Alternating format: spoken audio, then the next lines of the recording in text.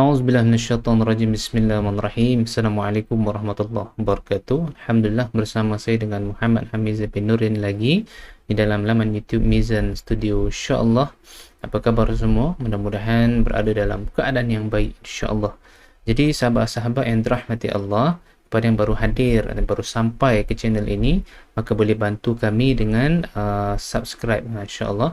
Boleh bantu kami dengan subscribe di sini, insyaAllah, Mizan Studio. Dan insyaAllah kita akan kongsikan bermacam-macam konten yang menarik seputar ilmu agama, seputar sejarah, dan juga mungkin insyaAllah sedikit tentang perubatan Islam atau rawatan Islam, dan juga sedikit review-review insyaAllah kita akan kongsikan, dan kita akan jadikan platform YouTube ini platform yang bermanfaat insyaAllah.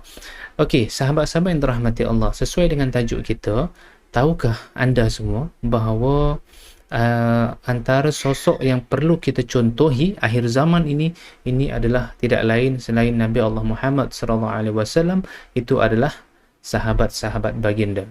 Tahukah anda bahawa ada 10 orang sahabat Nabi yang memang dijamin terus oleh Nabi SAW masuk ke dalam syurga.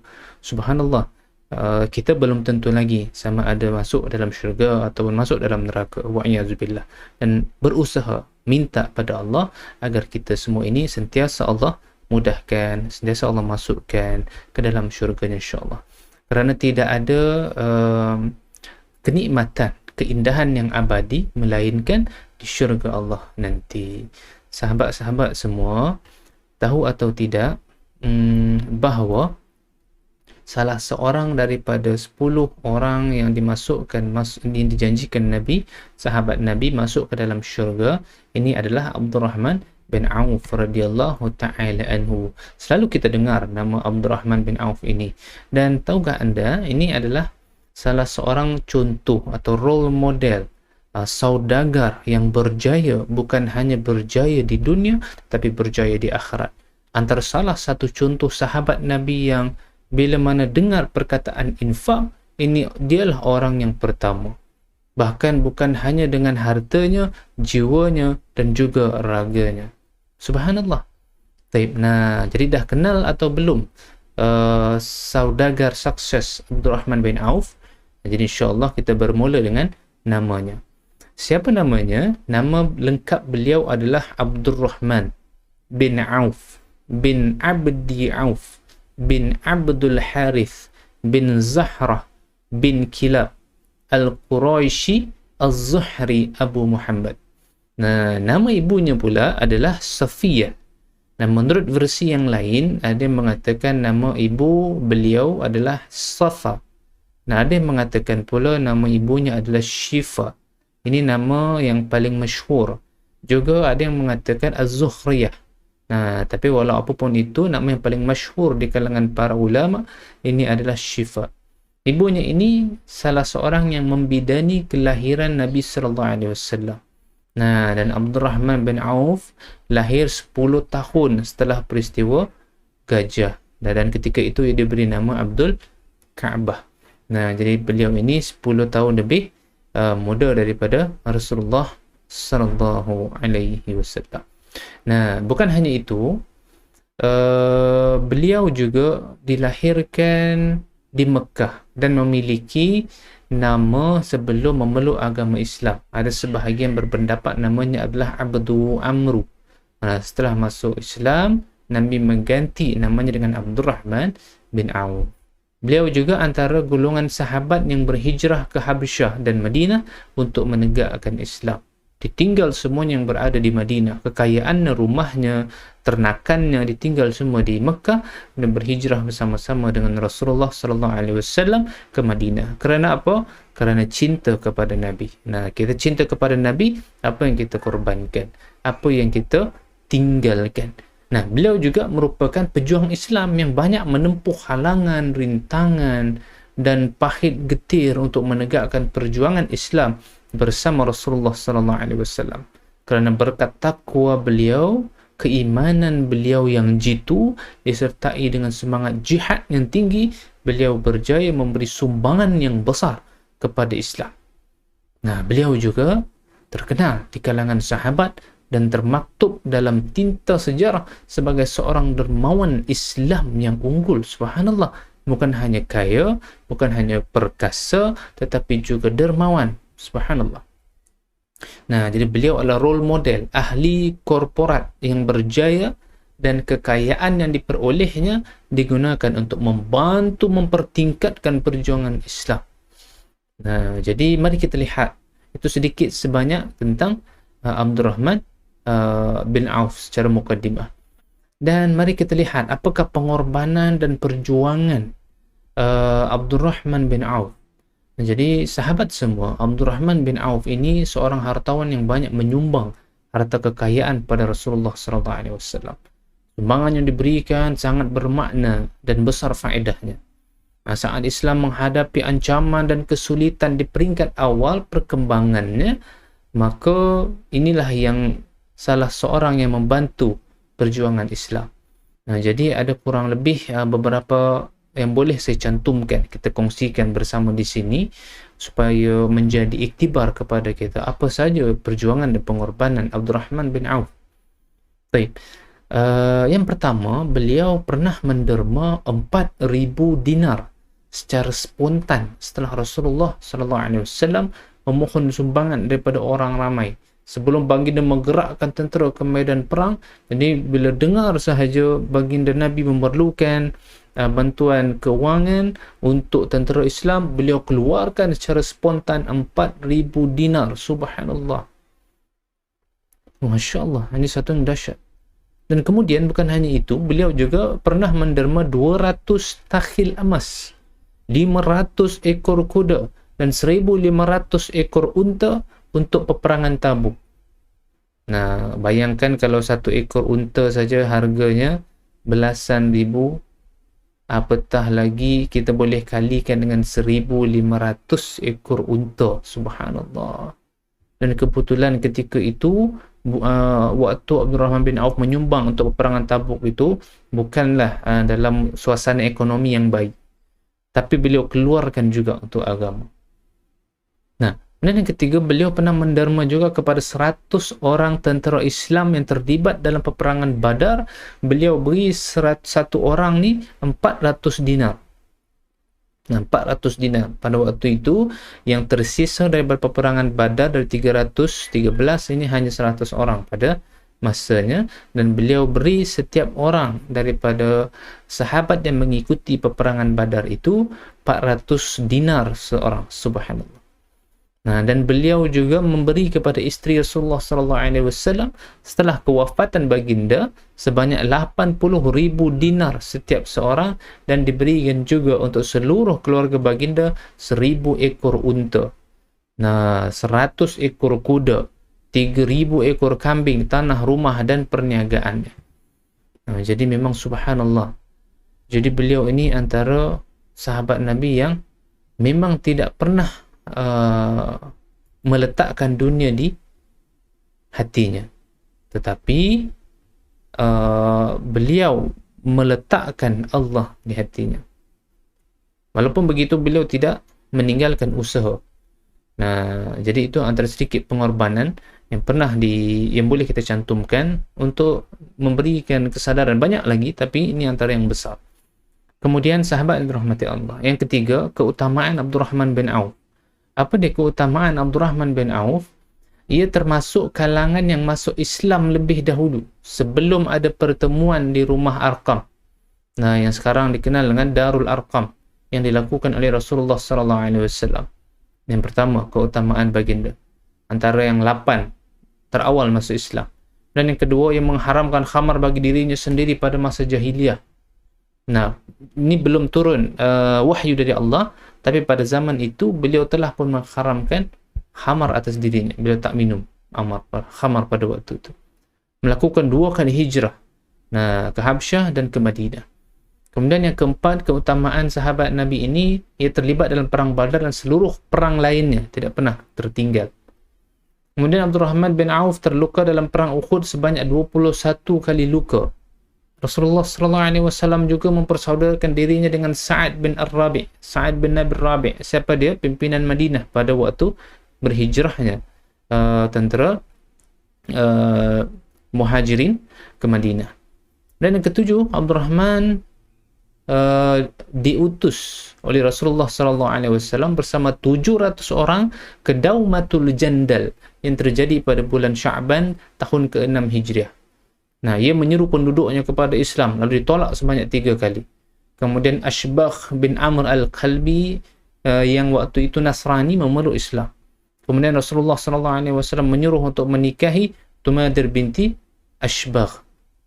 Dan kemudian antara keutamaannya, Abdurrahman termasuk orang yang memberikan fatwa pada masa Rasulullah sallallahu alaihi wasallam. Yang kesembilan, Abdurrahman adalah satu di antara 6 sahabat yang menjadi ahli syura yang diberitahukan oleh Umar ibn al-Khattab radhiyallahu ta'ala.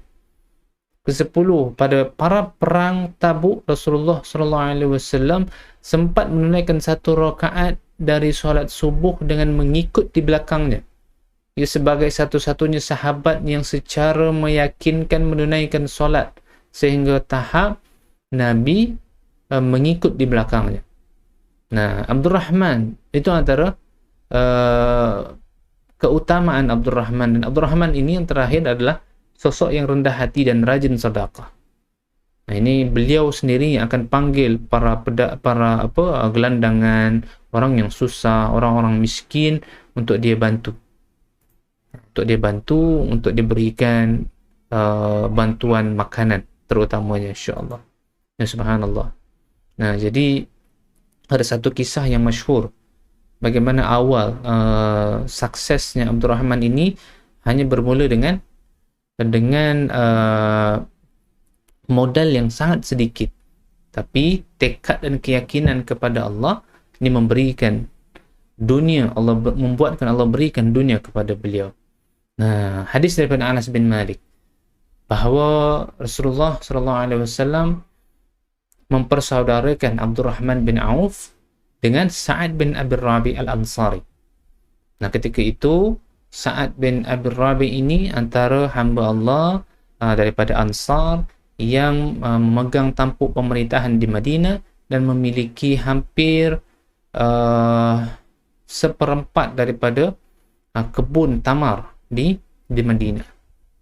Beliau juga memiliki 2 orang isteri dan memang terkenal sangat kaya. Kemudian dia menawarkan kepada Abdurrahman bin Auf untuk memberikan isteri dan hartanya. Kerana pada waktu itu Nabi mempersatukan antara Muhajirin dan Ansar.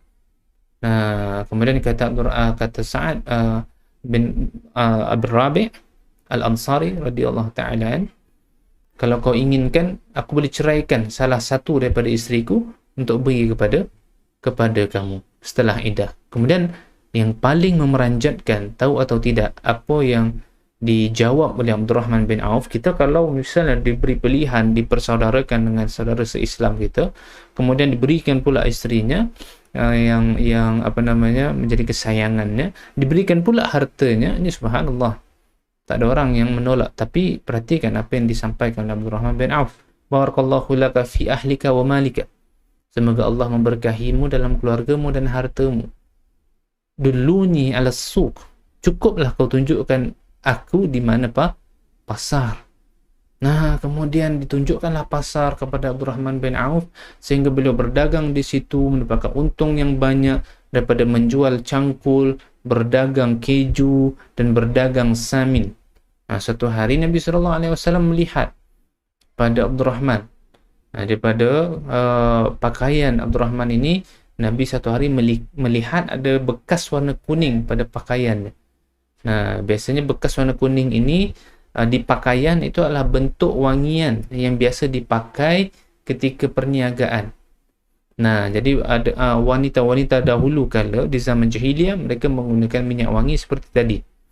Okey, diletakkan sehingga nampak bekasnya wangian tadi itu. Selagi mana ada bekas di baju, selagi itulah wangi itu akan keluar. Kemudian Nabi melihat ada bekas tersebut, berarti Abdurrahman ini dah menikah. Dan Nabi bertanya, apa yang terjadi padamu wahai Abdurrahman? Dia menjawab, wahai Rasulullah, saya telah menikahi seorang wanita Ansar. Dan Rasulullah SAW kembali bertanya, berapa mahar yang kau berikan padanya? Abdurrahman menjawab, aku memberikan mahar sebesar sebuah kurma, kurang lebih dalam 5 dirham, insyaAllah. Kemudian Nabi SAW berkata ketika itu, awlim walau bisyad, lakukanlah walimah walaupun dengan seekor kambing. Nah, ini menjadi dalil bahawa pentingnya orang yang bernikah membuat walimah walau kecil-kecilan. Nah, hadis Bukhari nombor hadis 2049, hadis Muslim nombor hadis 1427. Dan daripada situ Abdurrahman bin Auf terus berdagang daripada hari ke harinya sehingga menjadi saudagar yang cukup kaya dan tidak pernah kedekut dengan hartanya. Beliau sendiri yang akan turun untuk memberikan bantuan kepada mereka yang memerlukan. Nah, jadi kita lihat Abdurrahman bin Auf ini, subhanallah. Dan jadi kita kalau nak kaya, kita kena keluarkan dulu dana kita, harta kita yang kita sayang ni, walau sedikit beri pada orang. InsyaAllah Allah akan gantikan dengan lebih baik. Nah, Allah akan gantikan dengan lebih baik. Pesan guru saya pernah teringat pesan guru saya, kata beliau apa? Nanti saat anda berada di tempat masing-masing, saat anda diberikan kelebihan rezeki setiap bulan, jangan lupa pertama mesti peruntukkan dulu untuk Allah. Nah, kita kalau dapat gaji pertama kali, apa yang kita buat? Kita akan buat list mana kita perlu bagi dulu, kan? Rumah dulu, kereta, bil api, bil air, bil telefon, dan makan, dan minyak sebagainya. Tapi kata guru saya, kalau nak diberkati harta kita, maksud diberkati ini walaupun sedikit cukup. Pertama peruntukkan untuk Allah, kerana ia datang dari Allah, peruntukkan untuk Allah. Nah, dan banyak sungguh hadis tentang sedekah, sahabat-sahabat semua. Nah, jadi beliau kita kena peruntukkan untuk Allah. Kemudian yang kedua, orang tua. Yang ketiga, kalau ada isteri. Ini subhanallah, walaupun kita rasa gaji kita sedikit, tak cukup, tapi insya-Allah yakin Allah akan beri jalan keluar kepada kita, subhanallah. Nah, jadi sahabat-sahabat semua, maka ini adalah sebahagian sedikit sebanyak tentang Abdurrahman bin Auf. Jadi insyaAllah mudah-mudahan ia menjadi